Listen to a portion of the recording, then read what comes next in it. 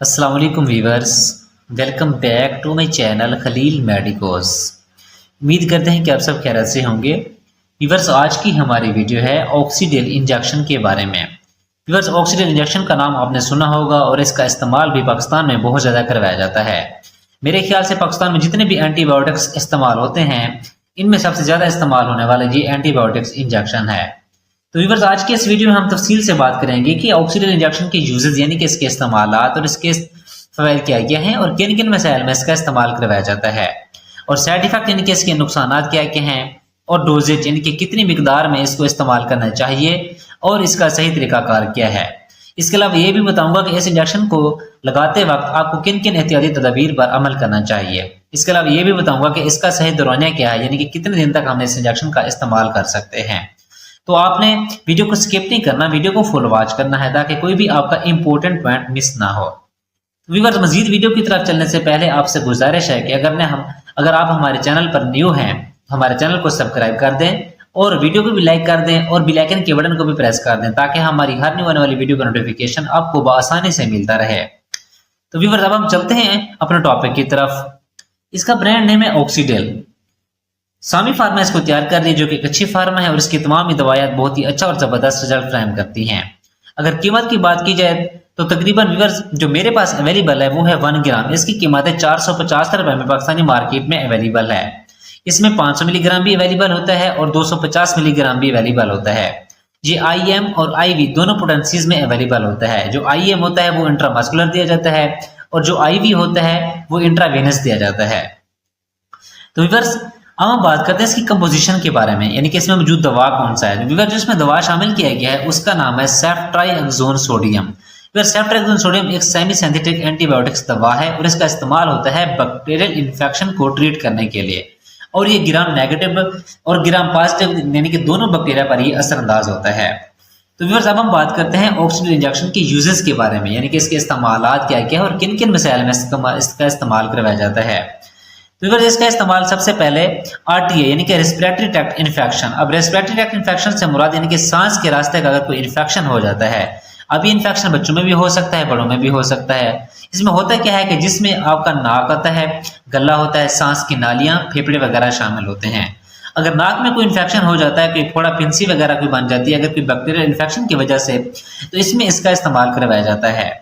इसके अलावा साइनोसाइटिस का इन्फेक्शन होता है, इसमें यानी कि जो छोटी कैविटीज होती हैं उसमें अगर कोई इन्फेक्शन हो जाता है तो उसमें भी इसका इस्तेमाल करवाया जाता है। इसके अलावा अगर गले में कोई इन्फेक्शन हो जाए जिसे हम टॉन्सिलाइटिस भी कहते हैं तो इसमें इसका इस्तेमाल करवाया जाता है। इसके अलावा फेरिंक्स में अगर कोई इन्फेक्शन हो जाए या फिर कोई सोजश हो जाए जिसे फ्रेंजाइटिस भी कहते हैं तो उसमें भी इसका इस्तेमाल करवाया जाता है। इसके अलावा चेस्ट इन्फेक्शन भी इसका इस्तेमाल किया जाता है, और यानी कि जैसा कि ब्रोंकाइटिस हो सकता है जिसमें सांस की नालियां मुतासर होती हैं या फिर इसमें सोजश हो जाती है, तो इसमें भी इसका इस्तेमाल करवाया जाता है।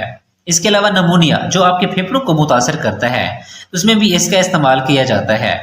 इसके अलावा इसका इस्तेमाल ओटाइटिस मीडिया यानी कि कान के इन्फेक्शन में भी हम इसका इस्तेमाल करवा सकते हैं। इसके अलावा व्यूअर्स, UTI यानी कि यूरिनरी ट्रैक्ट इन्फेक्शन यानी कि पेशाब के रास्ते में अगर कोई इन्फेक्शन हो जाता है तो उसमें भी इसका इस्तेमाल करवाते हैं। अभी व्यूअर्स, ये जो इन्फेक्शन है ये यूरेटर का इन्फेक्शन भी हो सकता है, मसाने का इन्फेक्शन भी हो सकता है या फिर यूरिथ्रा का इन्फेक्शन भी हो सकता है जिसके जरिए हम पेशाब खारिज करते हैं। यानी कि किसी भी पेशाब के रास्ते में किसी भी किस्म का इन्फेक्शन हो जाता है तो उसमें इसका इस्तेमाल करवाया जाता है। इसके अलावा अगर मर्द और खवातीन में सेक्स के दौरान जो बीमारियां फैल जाती हैं या किसी बैक्टीरियल इन्फेक्शन की वजह से तो उसमें भी इसका इस्तेमाल करवाया जाता है। फिर इसका इस्तेमाल इसके अलावा सर्जरी के बाद यानी कि जो जख्म हो जाता है उसको ट्रीट करने के लिए भी इसका इस्तेमाल करवाया जाता है। जैसा कि अगर फीमेल में C सेक्शन होता है तो इसमें जो कट लगाया जाता है उस जख्म को जल्दी मांद करने और मजीद इन्फेक्शन से बचाने के लिए इसका इस्तेमाल करवाया जाता है। इसके अलावा डेंटल प्रोसीजर यानी कि अगर इसके अलावा यानी कि अगर आपके दांत की कोई सर्जरी हुई है तो उसमें भी इसका इस्तेमाल कर सकते हैं। इसके अलावा अगर आप यानी कि अगर आपके जिस्म पर कोई फोड़े फिंसा वगैरह बन जाती हैं या फिर कुछ जख्म की शिकायत हो जाती है तो इसमें भी इसका इस्तेमाल कर सकते हैं। इसके अलावा अगर आपको किसी भी जोड़ का या हड्डी का कोई इन्फेक्शन हो जाता है तो उसमें भी इसका इस्तेमाल करवाया जाता है। इसके अलावा इसका इस्तेमाल टाइफाइड को ट्रीट करने के लिए भी किया जाता है। टाइफाइड में इसका एक बहुत ज़बरदस्त रिजल्ट फ्राहम किया जाता है। तो व्यूअर्स, ये थे सारे इसके इस्तेमाल, जो अहम थे वो मैंने आपको बयान कर दिए हैं और इसके काफ़ी सारे इस्तेमाल हैं, अक्सर मेरे से मिस भी हो गए होंगे लेकिन जो अहम थे वो मैंने आपको बयान कर दिए हैं। तो फिर ये थे सारे इसके इस्तेमाल। अब हम बात करते हैं इसके साइड इफेक्ट्स के बारे में। फिर अगर इसके साइड इफेक्ट्स की बात की जाए तो सबसे पहले इसमें उल्टी मतरे की कैफियत आपको महसूस हो सकती है, घबराहट हो सकती है, बेचैनी हो सकती है, चक्कर आ सकते हैं, उल्टियाँ स्टार्ट हो सकती हैं और ब्लड प्रेशर लो हो सकता है। अक्सर हमने देखा है कि कुछ डॉक्टर हजरात इसे डायरेक्टली यानी कि वेन्स में लगा देते हैं, जिसकी वजह से ये सारी अलामत उनको देखने में मिलती हैं। बट ज़्यादा बेहतर यही है कि अक्सर डॉक्टर हजरात इसे नॉर्मल सलाइन यानी कि NS कह लें 100 ml में ये डिल्यूट करके इसको लगाते हैं, ताकि जो हालांकि इसका सही तरीका भी यही है कि इसको नहीं कि नॉर्मल सलाइन में डिल्यूट करके लगाया जाए, ताकि इसकी मजीद यानी कि कोई इन्फेक्शन से नुकसान से बचा जा सके। अगर आप इसको डायरेक्ट भी लगा रहे हैं तो कोशिश करें कि इसको बिल्कुल स्लो लगाएं, ताकि इसके मजीद नुकसानात से आपको यानी कि बचा जा सके। इसके अलावा आपको एलर्जिक रिएक्शन भी देखने को मिल सकता है, यानी कि जिस्म पर एलर्जी वगैरह, खारिश वगैरह के रैशेज वगैरह भी देखने को मिल सकते हैं। इसके अलावा डायरिया भी हो सकता है और आपको सर दर्द भी हो सकता है। तो फिर ये थे सारे इसके नुकसान। अब हम बात करते हैं इसकी डोजेज के बारे में। व्यूअर्स, अगर इसकी डोज की बात करूं तो मैं सबसे पहले आपको ये बताता चलूं कि ये जो इंजेक्शन है ये है एंटीबायोटिक्स।